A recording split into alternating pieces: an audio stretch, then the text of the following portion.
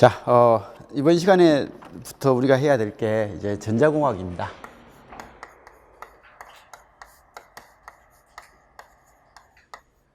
그래서 우리가 일단 회로 이론 공부를 이제 끝냈으니까 회로 이론을 안다면 이제 전자공학은 뭐 그래도 적당한 수준에서 그냥 해낼 수 있는 형태가 될 겁니다. 그리고 사실 전자공학을 잘 하려면 회로 이론을 잘해야 됩니다.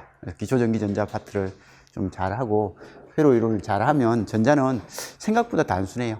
이제 그다음부터 하는 것은 전자가 이제 회로하고 좀 다른 건 회로에서는 그냥 일반적인 저항소자 RLC 관점에서 이야기가 됐지만 이제 전자에서는 다이오드잖아요, 그죠? 다이오드라는 소자, 트랜지스터라는 소자, FET라는 소자, OP앰프라는 소자, 그런 소자에 대한 특성을 이제 이해하는 게 우선입니다.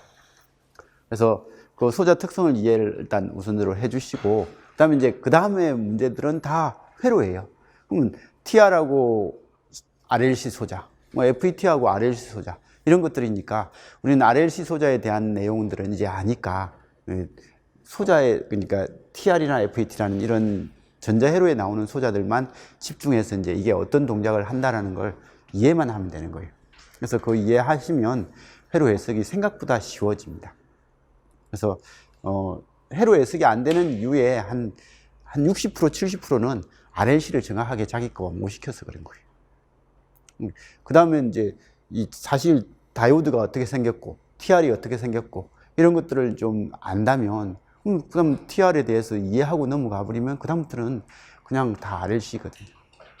그래서 공부가 이제 자기가 회로 해석이 안 될 때 소자를 몰라서 회로 해석이 안 되는지 아니면 RLC 소자에 대한 이해가 안 돼서 안 되는지를 파악을 해가지고 그게 안 됐다면 그쪽 부분을 좀 공부를 다시 하셔가지고 정리를 하시고 이제 이 부분이 안 됐다면 이제 지금 우리가 열심히 이제 해 나가면서 정리를 하면 됩니다.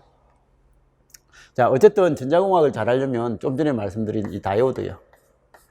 다이오드라든지 TR, FET, 오프앰프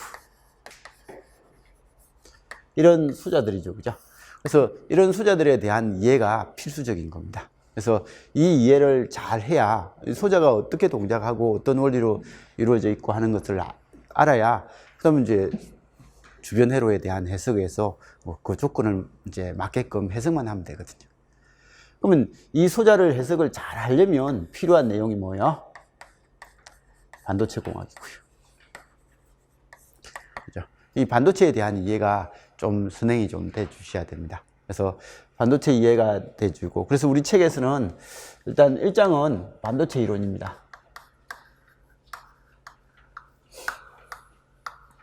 뭐 공학이다 라고 해도 상관없을 것 같고요. 그래서 반도체에 대해서 적어도 우리가 이 소자들을 이해하고 다루는 데 있어서 필요한 반도체의 내용 정도는 이제 여기서 다루고 있습니다. 그리고 여기서 1장에서 다루는 것은 이 소자를 모두 다 다루는 건 아니고요. 이 소자를 이해하는 데 있어서 필요 상식을 하는 거고, 이제 다이오드를 공부할 때는 여기서 공부했던 걸 활용해서 다이오드에 대한 반도체적인 이해, 그 다음에 BJT에 대한 반도체적인 이해, FET에 대한 반도체적인 이해를 해 나가셔야 됩니다. 오프앰프는 이런 것들의, 이런 소자들의 합이니까 뭐 이 세 소자입니다. 그래서 우리는 사실 전자공학을 공부하는 데 있어서 이 세 가지 소자들을 정확하게 이해하는 게 필수적인 거고, 그래서 1장에서 하는 반도체 공학을 잘 해야 이런 소자에 대한 이해 정도는 할 수 있을 겁니다. 그리고 전기 하시는 분들도 적어도 이 소자에 대한 이해는 잘 하셔야 됩니다. 이게 회로적으로 뭐 깊게 들어가는 회로는 뭐 전기에서는 안 나오겠고 전자에서만 나오겠지만 이제 이런 것들에 대한 이해 정도는 좀 필수적으로 해 두시기 바라고요.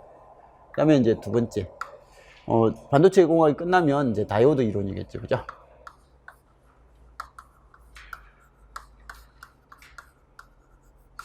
그래서 다이오드에 대해서 가장 기본적인 뭐 이론이라는 거 한다면 다이오드 가지고 하는 것이 정류예요. 그래서 2장에서 배우는 것은 정류 파트입니다. 그래서 정류에 대해서 해가지고 저는 그 교류 AC가 들어와 가지고 이제 DC로 만들어주는 그런 전원회로죠. 그래서 전원회로 공부하는 게 다이오드의 이론 파트입니다.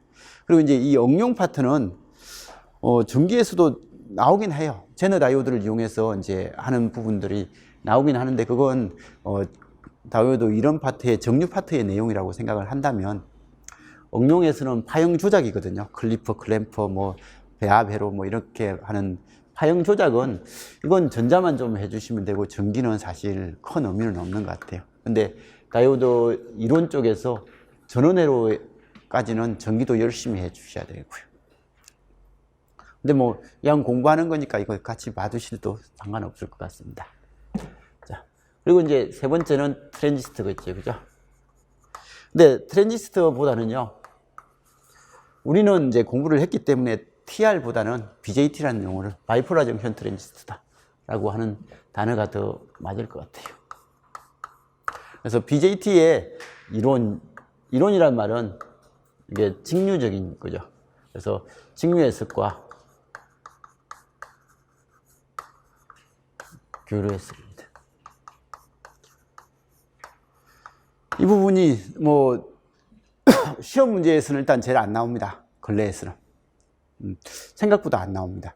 근데 요즘은 이제 FET가 많이 나오니까. 근데 이게 지금 우리가 시험 보고 합격해서 이제 학생들을 가르치다 보면 이 부분은 맨날 써야 되는 거예요. 그래서 맨날 이야기해야 되는 부분이라서 좀 잘 정리를 해 놓으시기 바라고요. 그리고 BJT가 시험 문제 안 나오는 건 근래에 이제 학교 교수님들이 뭐 프로젝트를 한다라고 하면 BJT 가지고 하는 일이 없거든요. 다 FET 가지고 하고 모스펫을 가지고 하는 이런 쪽이지 BJT 가지고 하는 일이 없기 때문에 아마 시험 문제에서 덜 나오는 것 같아요. 교수님들이 들어가서 시험 문제를 출제하면. 그래서 근데 이제 저번에 뭔가 떴죠. 지금까지는 교수님들이 문제를 내고 뭐 선생님들이 가서 검수를 하는 그런 쪽으로 했다면 이제 현장 뭐 적응형인가 뭐 그런 말이 나오면서 이제 올해부터는 문제를 교수님들이 안 내고 학교 선생님들이 낸다라는 그런 말을 하긴 하더라고요. 이게 저번에 공문으로 떠가지고 제가 한번 봤거든요. 그래서 이게 너무 실제 학교에서 가르치는 내용하고 교수님들이 문제 내는 게 너무 달라가지고 큰 의미가 없다라는 그런 말이 많아가지고 그게 올해부터 시행되는지 내년부터 시행되는지 정확하게 모르겠습니다. 근데 그런 말이 어쨌든 공문으로 근래에 나왔습니다. 나와가지고 문제가 작년까지 그렇게 이상한 뜬금없는 문제들이 좀 덜 나올 것 같다는 그런 생각은 듭니다. 그래서 올해 문제 공부하실 때 어쨌든 뭐 교과서에 올해는 이제 공부하실 때 교과서에서 나오는 것들을 한번 잘 보시면서 교과서하고 전공으로 지금 배우는 거하고 좀 비교를 하시면서 공부를 해주시면 조금 더 나을 것 같다는 생각이 듭니다. 근데 그게 제가 다시 한 번 더 그 공문을 보고 카페에 그건 한번 올려드리든지 그렇게 해야 될 것 같아요. 그래서 한번 나중에 같이 한번 봅시다. 자, 아무튼 이 BJT가 학교에서는 많이 가르칩니다. 그죠? 많이 가르치는데 요게 교수님들이 이걸 다루지 않으니까 요즘은 시험 문제 덜 나오고요. 그리고 BJT가 시험 문제 덜 나오는 이유는 원체 다양한 해석법이 있어요. 그러니까 학교에서 제가 배웠던 방식과 다른 사람이 배웠던 방식이 달라버려요. 그러니까 해석법이, 책마다 해석법이 좀 다르다 보니까 이게 어디까지 어떤 방법으로 출제를 해야 될지에 대한 게 모호해져 버리는 거죠. 그래서 BJT가 일단 시험 문제 나오면요, 교류적인 해석법은 사실 많이 안 나올 것 같아요. 이건 전자도 마찬가지일 것 같아요. 근데 기본적으로 할 수는 있어야죠. 근데 이제 직류적인 해석법은 언어 방법이는 거의 비슷하니까 직류 해석법은 좀 열심히 하시고, 교류적인 해석법은 기본적으로 이제 트랜지스터의 교류에서 커먼 에미터 정도는 좀 열심히 하시고, 뭐 어쩔 수 없습니다. 커먼 베이스, 커먼 컬렉터 뭐 이런 것들을 그냥 간략하게 한번 봐주는 정도, 뭐 그렇게 봐두시면 될 것 같고요. 그 다음에 네 번째는 또 FET죠, 그죠?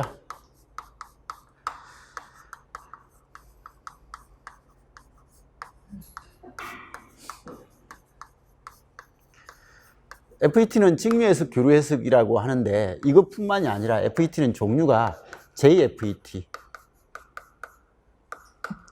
그 다음에 모스 FET 중에서는 eMOS FET, 그 다음에 DMOS FET, 그 다음에 CMOS FET, 이런 종류로 꽤 많은 형태를 가진다 보니까 시험 문제에서 현재 이 FET의 교류 해석은 아직까지 우리 시험에 등장은 안 했습니다. 이건요, 옛날에 이 부분은 예전 문제, 그 객관식 문제에서는 나오고 막 했습니다. 했는데 이제 주관식으로 바뀌면서 이런 것들이 덜 나오는 거죠. 객관식은 딱 그 주어진 보기만 잘 맞춰서 정리를 하면 되니까 문제를 낼 수 있는데 주관식은 내기 힘들어서 그런 거고요. 근데 얘는 지금 그 객관식일 때도 한번 나왔구나. 이 관련돼서 예전에 주관식 문제에서 한번 나왔던 적이 있는데 거기 2003년 이전, 그 이전에 주관식일 때. 그래서 그때 나왔던 거고 근래에는 일단 없습니다. 자, 아무튼 이런 건데 작년에 시험 문제에 나온 게 이게 나왔나요? 뭐 모수 쪽에서 그게 가장 간단하게 N모수 할 때, 그죠? P모수였나요? P모수 같은 거 할 때 여기에 P형 기판에 N형 우물 파가지고 거기에 이제 이렇게 도핑을 해서 소자를 만든다. 뭐 이런 이야기를 할 때 이 N형 우물 판다라는 이게 시험 문제에 나왔습니다. 그래서 N웰이다. 뭐 이게 답으로 이제 나왔던 게 이제 이쪽인데 이것뿐만이 아니라 모수 FET는요. 이 FET 문제는 직류 바이어스 정도는 근래에 잘 나오는 패턴입니다. 왜냐하면 많이 쓰니까요. 어쩔 수 없습니다. 많이 쓰기 때문에 얘는 좀 잘 알아두셔야 됩니다. 예전에는 트랜지스터 하면 무조건 BJT였어요. 근데 요즘 트랜지스터 하면 BJT보다는 모스펫으로 많이 갑니다. 그래서 이렇게 많이 가니까 이제는 우리가 이쪽 부분은 그래도 앞으로 나오는 시험 문제는 이게 될 거고요. 학교에서도 아직까지는 고등학교 교재를 보니까 이게 많아요. 절대적으로 이게 많습니다. 근데 이제 고등학교 교재가 다시 써여지고 계속 개선되고 하다 보면 이쪽으로 갈 거예요. 이쪽으로 갈 거니까 나중을 위해서 나중에 이제 자기가 수업 준비를 하는 것들을 위해서라도 이쪽 부분은 좀 잘 정리를 해 놓으시기 바랍니다. 특히 이 소자적인 특성을 우리는 잘 알아야 될 것 같아요. 이 회로 해석은 아주 간단합니다. 우리 시험에 나오는 정도의 회로 해석은 아주 간단하게 할 수 있는 부분들이라서 크게 문제되진 않을 겁니다. 그래서 이런 거고, 그 다음에 이제 이런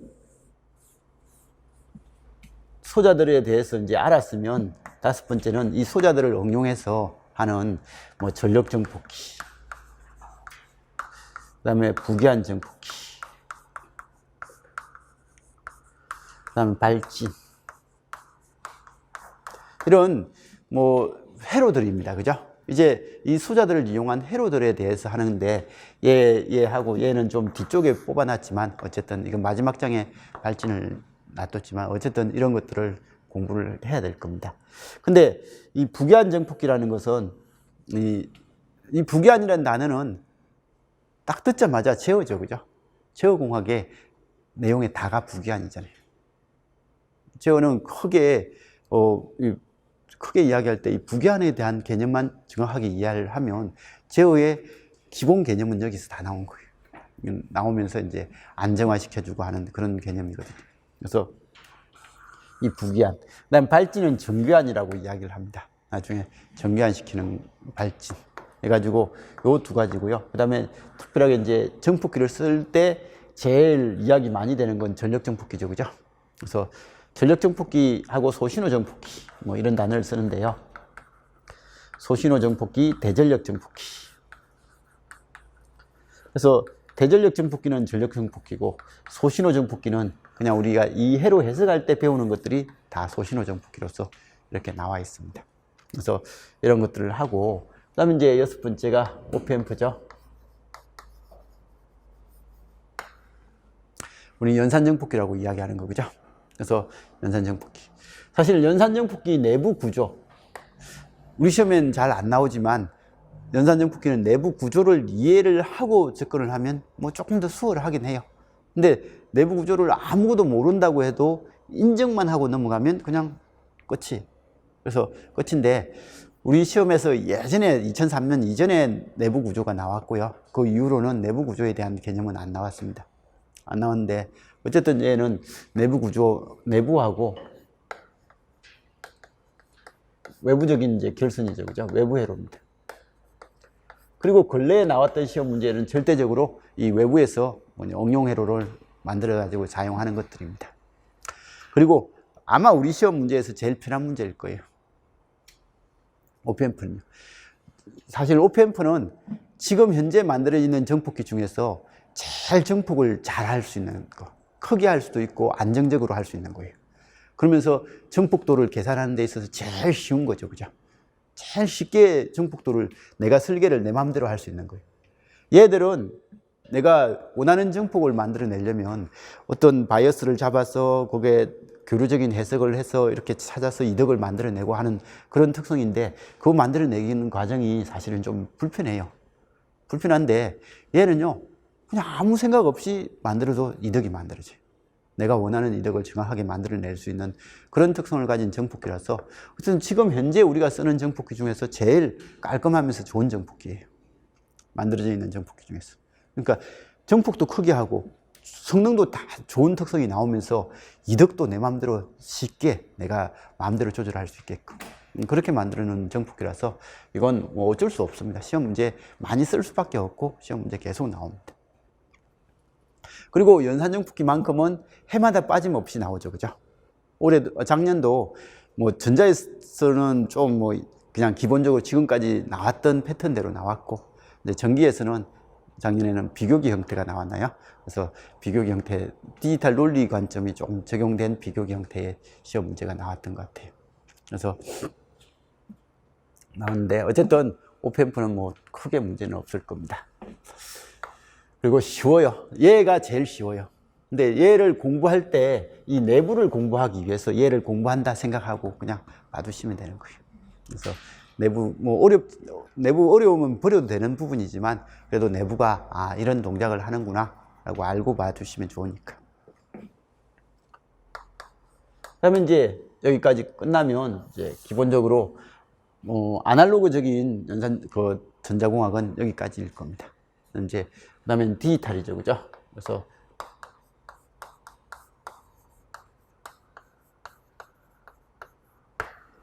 디지털 공학.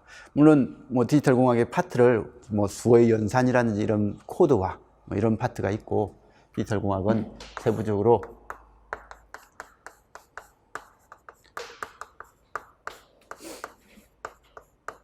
이런 부분이 있고요, 그죠? 그다음에 이제 논리 게이트죠, 그죠? 기본 논리 게이트.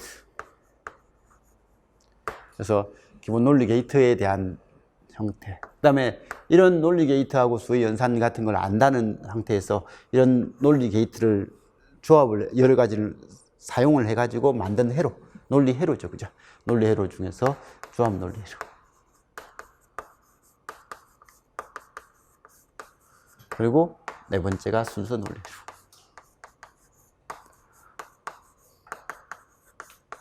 그래서 이런 것들입니다. 그래서 이건 기본 상식들이고요. 이 기본 상식들을 응용해서 만든 것 중에서 조합 논리회로. 조합 논리회로 우리 시험에 나온 거, 뭐 인코드, 디코드는 기본적으로 나오고, 그죠? 그 다음에 먹스, 디먹스가 우리 시험에 좀 자주 등장을 합니다. 먹스, 디먹스, 뭐 이런 형태. 뭐 그 다음에 가감상기도 좀, 그건 뭐죠? AD 변환기도 우리 시험에 좀 나오죠, 그죠? ADDA 변환기도 좀 나왔고. 그래서 여기 인코드, 디코드, 이거 다 시험 주제죠. 그 다음에 먹스, 디먹스, ADDA. 그 다음에 뭐 페리티 생성기, 검출기는 지금까지 나온 적 없고, 그 다음에 비교기도 나온 적이 있죠, 그죠? 그래서 비교기 문제도 나온 적이 있고. 그래서 이런 것들이고요. 그 다음에 이제 이 코드화 하는 부분이 사실은 많이 중요합니다. 중요한데 어쨌든 이런 내용이요. 그 다음에 이제 순서 논리회로는 우리가 알고 있는 카운트회로요. 그냥 제일 많이 나오는 게 카운트회로입니다. 물론 D 플립플롭, RS 플립플롭, JK 플립플롭, D 플립플롭, T 플립플롭을 활용해서 제일 많이 쓰는 게 카운트회로죠. 이 카운트회로. 그래서 이런 카운트회로고, 이거 뭐 해마다 나오잖아요, 그죠? 해마다 나오는 게 요거, 뭐 요쪽. 그리고 이제 가끔씩 논리에 대한 이걸 질문하면서 논리 게이트를 같이 묻기도 하고요. 그래서 이런 형태에 대해서 봐주시고요. 어쨌든 지금 디지털 공학은 전기든 뭐 전자든, 전자에서는 조금 더 많이 나오고 전기에서는 문제가 조금 덜 나올 뿐이지, 이건 무조건 매회 나오고요. 잘 나오고. 이건 역시 전기든 전자든 그냥 시험 나온다고 생각하면 될 내용이고, 얘는 전자는 근래 뭐 전력 정폭기 정도 뭐 언급된 형태인데, 어쨌든 전자나 전기나 생각보다 덜 나오는 파트예요. 근데 안 하면 안 될 파트니까 전자는 무조건 열심히 해주시고, 전기는 뭐 어쩔 수 없습니다. 뭐 자기가 이쪽은 보기 불편하다 싶으면 그냥 넘겨서도 될 부분이고. 그다음에 얘는요, 이 직류 해석까지는 전기든 전자든 열심히 하시고, 이 교류 해석은 전기를 하는 사람들은 좀 불편하다 하면 기본적으로 교류 정폭기의 개념 정도만 하고 회로를 깊게 들어가는 것은 그냥 버리고. 여기는요, 여기도 마찬가지입니다. 직류 해석까지는 전기든 전자든 열심히 하시고, 이 교류는 역시 커먼 에미트까지는 열심히 좀 해주세요. 이 정폭기 중에서 커먼 에미트, 커먼 베이스, 커먼 컬렉트가 있는데, 이 커먼 에미트까지만 열심히 해주시면 됩니다. 커먼 베이스, 커먼 컬렉트는 정폭기로서 뭐 그렇게 많이 언급되진 않으니까 이거 정도는 열심히 하시고, 나머지는 그냥 특성만, 이런 특성이 있다 봐두시고요. 그 다음에 이제 다이오드에서는 여기 정류회로요. 다이오드 이론에서 하는 게 정류회로인데, 정류회로는 오히려 전자도 당연히 잘해야 됩니다. 근데 전기에서 더 열심히 해야 됩니다. 이 전기에서는 이 정류회로가 전력전자라고 해가지고 그쪽 파트로서 그냥 등장을 합니다. 등장을 하니까 이 정류회로에 관련된 내용이 전력전자 관점으로 해서 전기에서도 시험 문제 꼬박꼬박 나옵니다. 전자도 나오고요. 그래서 그러니까 이렇게 봐주시고, 응용회로에 해당되는 부분들은 뭐 그냥 전자는 열심히 하시고, 전기 하시는 분은 볼 수 있으면 좀 보고, 뭐 안 된다면 그냥 버리고. 그래서 제가 지금 전기 쪽에 수업을 맞춰서 이제 수업은 할 수가 없으니까 일단 전자를 하고 전기에서 동영상을 그냥 빼버릴까라는 생각도 하고, 아니면 전기하는 사람들도 그냥 넣어놓고 자기가 뭐 지사적으로 자기가 알아서 빼게끔 할지, 그건 이제 고민을 좀 해볼게요. 원래는 제가 다 빼려고만 마음 먹었거든요. 그냥 필요 없는 거 그냥 빼버리고 하면 공부하는 사람들이 좀 뭐 이것만 하면 되겠다 하고 편하게 할 수 있을 것 같아 가지고요. 근데 꼭 그게 좋은 건지는 제가 잘 모르겠습니다. 그냥 학생들이 자기가 알아서 보는 것도 괜찮은 것 같으니까 한번 고민을 해볼게요. 어떻게 하는 게 좋은 건지 저한테 알려주면 제가 그거 반영도 해보도록 하겠습니다. 자, 아무튼 앞으로 우리 교재입니다. 전자공학에서 우리가 공부하는 파트가 어쨌든 이런 파트들이에요. 이런 파트들이니까 이 파트에 대해서 한번 좀 봐주시고, 앞으로 우리가 공부할 때 제일 제가 생각했을 때 제일 중요한 건 이거 같아요. 사실 제가 대학교에서 맨날 배웠던 게 이거거든요. 이걸 배워놓으니까 저는 이걸 잘 아니까요. 이쪽 부분들은 소자를 정확하게 아니까 동작이 이렇게 되겠지 라고 하는 나름대로의 특성을 이제 저는 알고 있잖아요. 그죠? 그래서 설명 들을 때 엄청 수월했던 것 같아요. 그래서 책을 읽어도 그 내부적인 소자를 알고 있으니까 책이 제대로 읽혔던 것 같아요. 근데 이 소자의 특성을 모르는 상태에서 공부하기는 사실 좀 불편한 게 전자공학 같습니다. 그래서 이걸 제일 좀 열심히 해주는 게 중요한 것 같습니다. 그래서 중요한 거고, 그다음 나머지는 회로적인 관점이에요. 이제 TR이라는 소자가 어떻다, 그거 딱 끝나면 그다음부터는 다 회로예요. 회로니까 지금까지 우리가 회로 이론 공부했던 거 그냥 그거 적용시키면 되는 거예요. 그래서 그런 거니까 힘든 건 없을 겁니다. 자, 이렇게 구성된 게 전자공학이다 라는 거 좀 봐주시고요. 자, 그러면 지금부터 반도체, 혹시 수업하는데 질문하실 거, 네, 전자공학 수업에서 질문하실 거 있으시면. 또 하나도 없나요? 뭐 이게 시간이 좀 어중간해 가지고요. 자, 아무튼 우리가 수요일이죠. 09시 30분부터 할 건데, 이게 공무원 수업에서 또 뭐 이렇게 하니까 기간이 꽤 길어지더라고요. 기간이 꽤 길어지는데, 우리는 주관식이라서, 공무원은 객관식에 20문제를 풀어야 되는 거고, 주관식이라서 너무 깊게 들어가는 것들은 생략하겠습니다. 우리 수업을 하면서 그런 것까지는 뭐 할 필요 없을 것 같은 느낌입니다. 그래서 안 하고, 지금 현재 시험에 나오는 것들 정도의 수준까지는 이제 해드릴 건데, 아까도 말씀드렸듯이 이제 출제 유형이 이제 그런 식으로 좀 바뀐다라고 하면 이제 이상한 것까지도 안 해도 될 정도인 것 같기도 하고요. 근데 여기서 고등학교 교재 관점에서 보면 여기에 빠진 거 하나도 없습니다. 고등학교 교재가 생각보다 설명을 여러 가지를 하더라고요. 제가 예전에 수업 준비한다고 고등학교 교재를 한번 쭉 훑어봤는데, 그림도 좀 보고 그렇게 하려고 했는데, 거기 책에 설명은 적은데요, 다 이 내용들이 다 들어있더라고요, 그 책 자체에.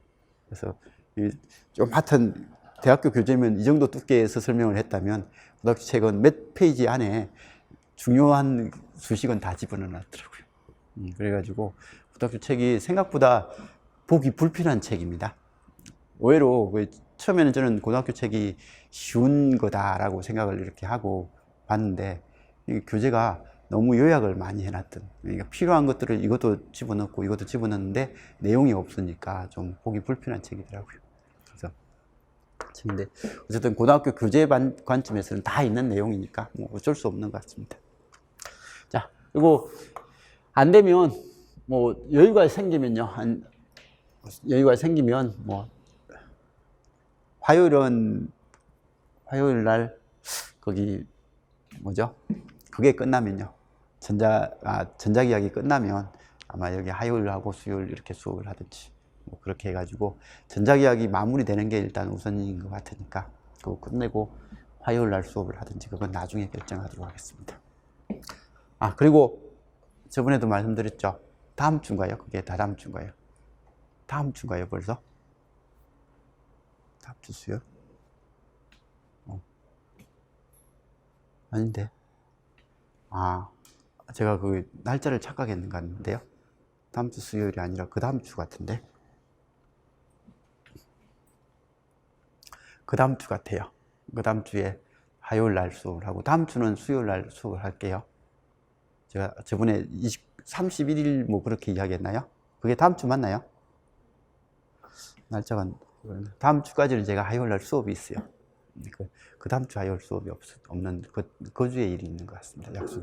약속이 되어 있으니까 일단 다음 주는 수요일 하고, 그 다음 주에 좀 화요일 날 수업 하도록 하겠습니다.